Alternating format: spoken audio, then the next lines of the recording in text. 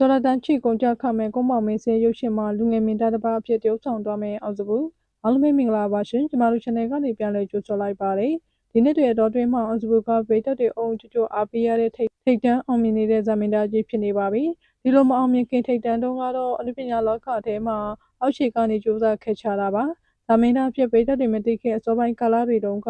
အောင်စဘူးဟာဖြူထွေးနဲ့လဲကြော်ညာတွေအတူရိုက်ကူးခဲ့ရတယ်လို့အဆိုတော်တွေရဲ့တခြင်းဗီဒီယိုတွေမှာဗီဒီယိုတရုပ်ဆောင်ဖြစ်ပွားကိုစတင်ခဲ့ရတာဖြစ်ပါတယ်။နှစ်တော်ကြာစူးစမ်းခဲ့ပေမဲ့လည်းဘယ်သူမှတတိမထားမိခဲ့ပါဘူး။တခြင်းလေးတွေနောက်မှာလိုက်ဖက်အောင်တရုပ်ဆောင်ရတဲ့ဘွားကနေနောက်ပိုင်းမှာဇက်ပင်လောကထဲကိုစောက်ချဝင်ရောက်ပြီးသူရဲ့ကဟန်တွေကြောင့်တုံထိုးအောင်မြင်လာခဲ့တာဖြစ်ပါတယ်။တခြင်းတို့အတွင်းအောင်မြင်လာတဲ့ထင်ပေမဲ့နှစ်ကာလကြောင့်အောင်ဆွဲချီဖြတ်တန်းခဲ့ရပါတယ်။အတိတ်ကတခြင်းဗီဒီယိုလေးတွေမှာရုပ်ဆောင်ခဲ့ရတဲ့အတွေ့အကြုံတွေကအခုချိန်မှာရုပ်ရှင်ဇာတ်ကားတရုပ်ဆောင်ဖို့အတွက်အထောက်အကူဖြစ်လာခဲ့ပါတယ်။ထုတ်လုပ်သူကိုဝေမင်းမောင်ကဒေါ်လာတန်းချီကုန်ကြမဲ့အကုန်းပေါင်မင်းစရုပ်ရှင်ကားကြီးမှာမင်းသားအယောက်50မင်းသမီးအယောက်30လောက်အထိအသုံးပြုသွားမှာဖြစ်ပြီးဇက်ကောင်နဲ့လိုက်ဖက်ဆုံးတရုပ်ဆောင်တွေကိုပဲရွေးချယ်ထားတယ်လို့ဆိုပါတယ်ဒီထဲမှာစကုမင်းရဲ့မျက်နှာတွင်ပြင်ရွယ်စားနဲ့အမူအရာအောင်စဘူးနဲ့အလွန်လိုက်ဖက်တာကြောင့်သူ့ကိုကွက်တီရွေးချယ်ခဲ့တာဖြစ်ပါတယ်ဒါပေမဲ့တစ်ဖက်မှာလည်းဗိတ်သက်တွေရဲ့ဝေဖန်ရေးသမားတွေကြားစိုးရိမ်ပူပန်မှုတွေရှိနေကြပါတယ်အဓိကစိုးရိမ်ကြတာကတော့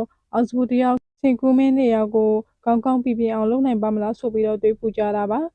ကုန်းပေါင်မင်းစရဲ့စလုတ်ထမင်းစဖြစ်တဲ့စင်ကူးမင်းလို့ခေါ်တဲ့မဟာဓမ္မရာဇာဒီပရိယာဇာအသက်20ဝန်းကျင်နဲ့ထိနှက်တက်ခဲ့တဲ့လူငယ်ဘင်းတစ်ပါးဖြစ်ပါတယ်ဒါပေမဲ့သူ့ဘဝကအရှားပြည်နယ်ကိုစတိုက်တာတဲ့နန်းတွင်ရေးရာလူကြမှုတွေဖိအားတွေကြုံတွေ့ခဲ့ရပါတယ်အောင်စဘူးကတခြင်းပီယိုလေးတွေပဲရိုက်ကူးခဲ့ဖူးတာကြောင့်ဘင်းတစ်ပါးရဲ့ယူလေးခံစားချက်နန်းတွင်စကားပြောဟန်တီတီကြီးတွေနဲ့လေးနှစ်သက်အခန်းတွေကိုတရုပ်ဆောင်ရဲ့စာပေါင်းများစွာပို့ပြီးခက်ခဲမှာဖြစ်ပါတယ်။ဒါကြောင့်ပဲအောင်စဘူးအနေနဲ့စင်ကူမင်းရဲ့ character ကိုမလုံးနိုင်ပဲလွဲချော်သွားမှာကိုပိတ်သက်တွေကစိုးရိမ်နေကြတာဖြစ်ပါတယ်။ထုတ်လုပ်သူကိုဝင်းမင်းမောင်ကတော့အောင်စဘူးကိုစင်ကူမင်းနေရာမှာထားတာကပညာရှင်တွေနဲ့တခြားတိုင်ပင်ပြီးတော့ရွေးချယ်လိုက်တာပါလို့ဆိုပါတယ်။စင်ကူမင်းကအသိငယ်ငယ်နဲ့မင်းဖြစ်ရပေမဲ့လည်းဖောင်ကားစမောင်က